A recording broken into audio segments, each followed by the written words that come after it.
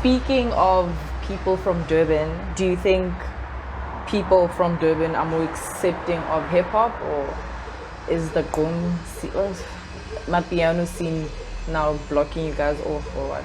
Well, I feel like the general consumer, because we have to look at it at like not only a hip hop view, but like the general consumer likes listening to more percussion based song like Gomu or a house song. That's what we grew up on.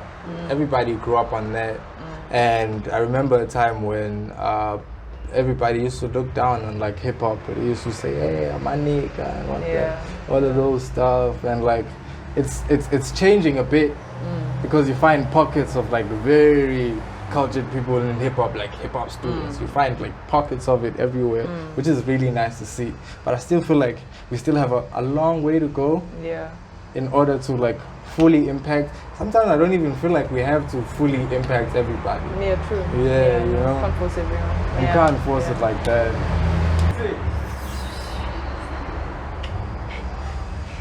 So would you say that plays a role in the hip hop industry of Durban? Sometimes it does, because like if you think about events in general, event planners need to get people to the event, and they need to make people enjoy the event.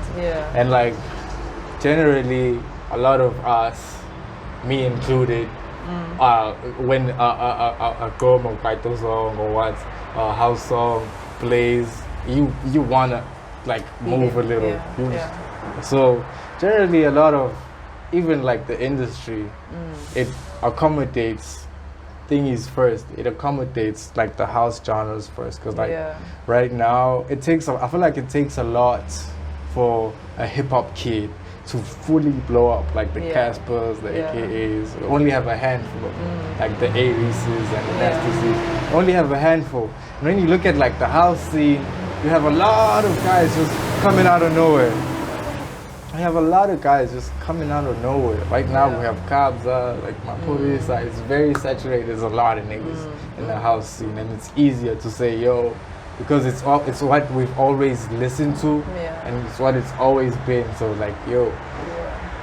Okay, so based on that, how would you market your music so that it can be heard?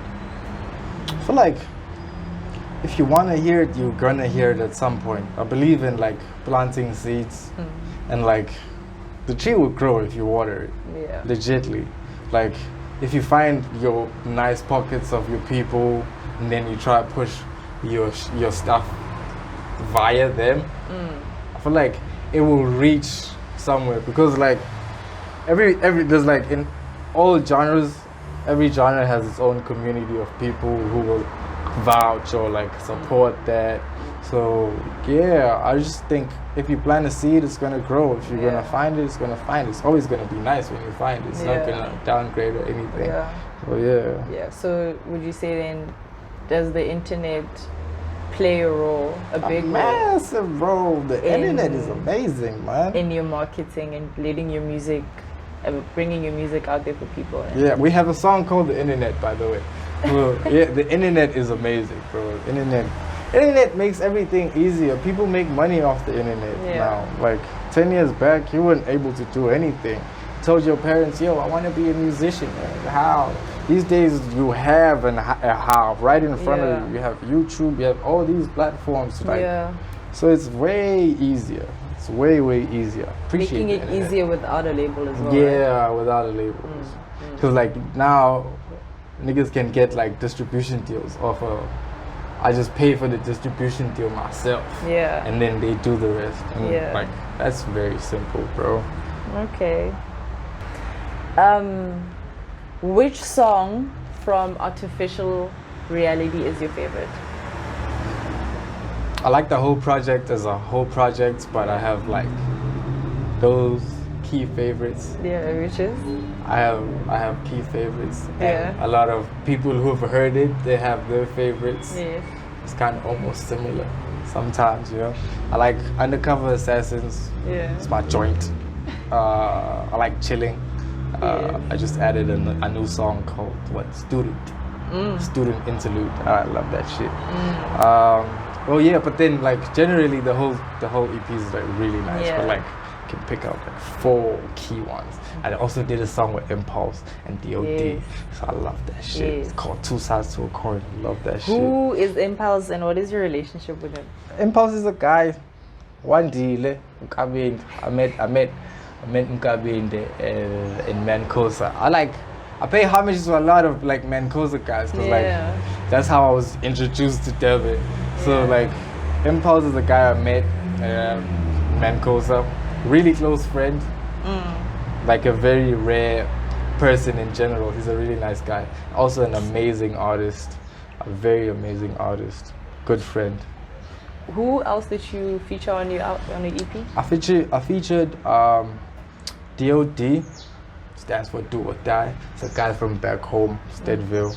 I only met that guy once, funny enough, but then the relationship we kind of built after that one meeting was very genuine, and I like very genuine stuff. I like niggas who can talk, share information. I don't like cagey niggas. Share information, and he was a very genuine guy, and we shared a lot of interests in general, so I fuck with that shit. And we didn't even record the song together. I was gonna ask, how did that work? We didn't even record the song together. What he did was I asked him if it was cool if I sent him a beat and he could write maybe like a little something for me. Go like, okay, cool. Gasp. Like, thank you. And he sent it through WhatsApp. Imagine. Really? I had to unzip the file and do all of this new stuff. And I also have Rizil on the thingy, on the project, which he, by default, had to have. He liked that beat. We were recording, he was like, yo, man, I'm recording this. He did. I like that verse too. Okay. So, who would you say, not to start any beef, but who was your favorite artist to work with on this EP? I gotta say, the producer, Rizil. Call him Seth most of the time. I like calling him by Rizil. I like working with Seth because before we worked on artificial reality, we didn't talk too much over text. Like me going over to the studio a lot of times, I got to know him better and we became close as friends. So I'd say just because of that, he's a very interesting dude. He's a very interesting dude. Okay, so now that we know you love having features in your work, if you were to work with any other artist in South Africa, who would it be? Like, can I mention like guys who are actually thoroughly in the game? Anyone. Damn. I still like to work with Ulo, Usna, King's Bob, MISO King's Bob, that's his artist name. I like to work with him because I only managed to make 2 songs, if not more than 2 songs with him. He's a very musical guy, still making music, shout out to him. Besides that, I'd like to work with Ginger Trill. Always wanted to, because like, yo, I like Ginger like that. Always wanted to work with Ginger Trill. Maybe if like in the future, I get to know Muzi, I'd like to do some shit with Muzi. Really? Yeah. I'd like to work with Muzi. I'd like to work with I don't want to name a lot of I'd like to work with Bailwanster. Bailwanster is another guy I'd like to work with. And I feel like there's a lot of these artists that aren't in the main fold of everything. They are such amazing artists. I just like really appreciate to work with them because I feel like the process, the way they do it, is just crazy. Niggas pick apart beats and then like how they break down concepts. I'd like to be in a space that does that type stuff. You know? Nice. But those who don't know, Alpine loves basketball. He follows the basketball culture. He is basically within basketball. He came here wearing a Celtics shirts. That's how within he is. So do you want to tell us about you and basketball? I didn't watch basketball maybe until last year. I'm like very new to the basketball scene. Yeah. But like I really like it. Yo, these cars. Yeah. Jeez. That's cute. Sorry, yes. Yeah, but like basketball culture, I only got exposed to it like last year because I've never been. It's that recent. Yeah, it's very recent. But then I have a thing. I have a very deep love for sports. Like a very deep. So if like I watch maybe one game of anything, because I can even watch tennis games. That's how deeply I like sports, bro. And like when the basketball bug bit me, it bit hard. It bit hard. I wanted to find out everybody who Kyrie Irving is, who's LeBron James. I wanted to watch all the games. Who's your favorite? Like right now? What is your favorite team?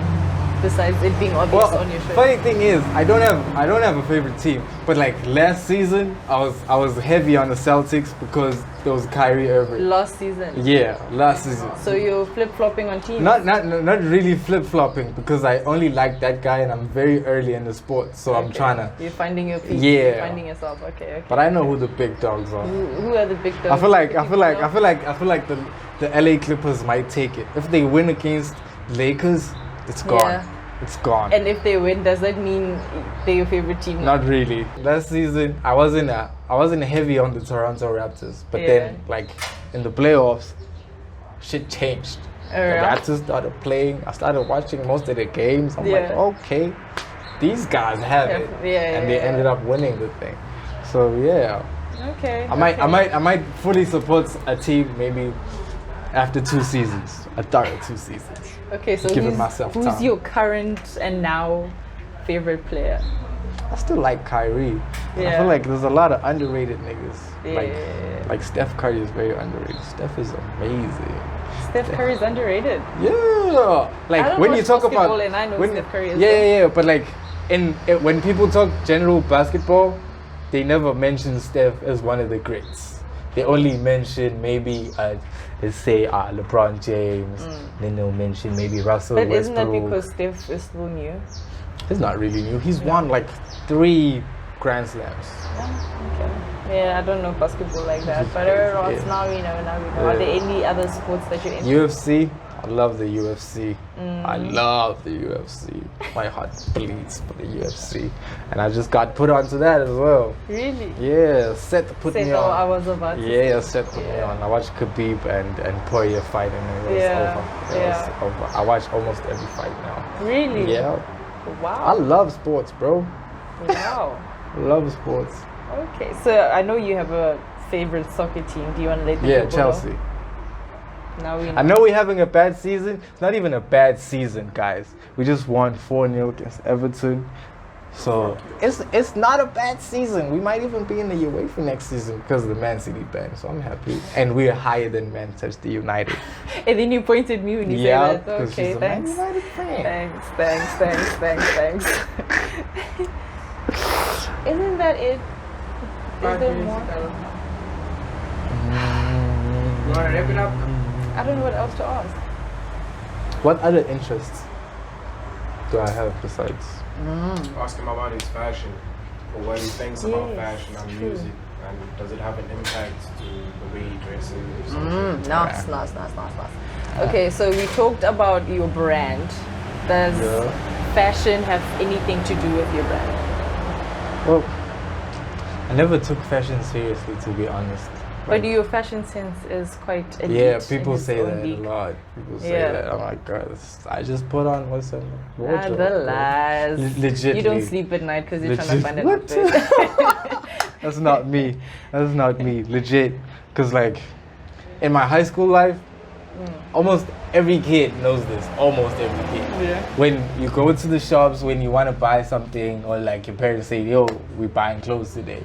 Most of those clothes were picked by mom. To be honest. So we blame not this these, on mom. Not these though. But this is building off the basis of because mom put me on to a lot of stuff. Yeah. So yeah. But talking about fashion, I used to co-own a brand in Ladysmith called Rock 85. Yeah, not a lot of people. I don't talk about it like that because we're going through some stuff. Because the other Are you owner, gonna add this co-owner? He knows himself. by the yeah, way. nah, that's terrible. That's my nigga for life. Yeah, that's my nigga for life. Yeah, we owned the brand and we sold out first year. Everybody in Ladysmith knows about Rock 85. Planning to bring it back at some point when this nigga's done with school, because you know how school gets hectic and everybody's so hectically busy. Yeah, fuck them trucks, Okay, bro. do you have a fashion icon that you look up to? Or- Yeah. Right now, I just really like what ASAP Nasty's doing, because I follow ASAP Nasty. Scoop has always been like a guy who's always dressed nice. Yeah. And Would you say your fashion sense kind of is derived from them? I don't know. We'll see. I don't really know. Because, like, as I said, I just wear stuff, you know? I just wear stuff, bro. Yeah. Okay. Well, that's it, guys. Thank you guys for tuning in. I hope you guys enjoyed this episode as much as we enjoyed having this little interview shindig. See you guys again, same time, same place, at views at 5 p.m. Hey, yo, shout out everybody in the 150. Shout out PZ. Shout out everybody, nigga. Shout out to my mom. Nigga. Yeah. I said all my niggas ride for me, but they might not die for me. All my niggas ride for me, but they might not die for me.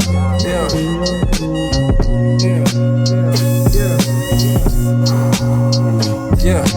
I know my niggas ride for me.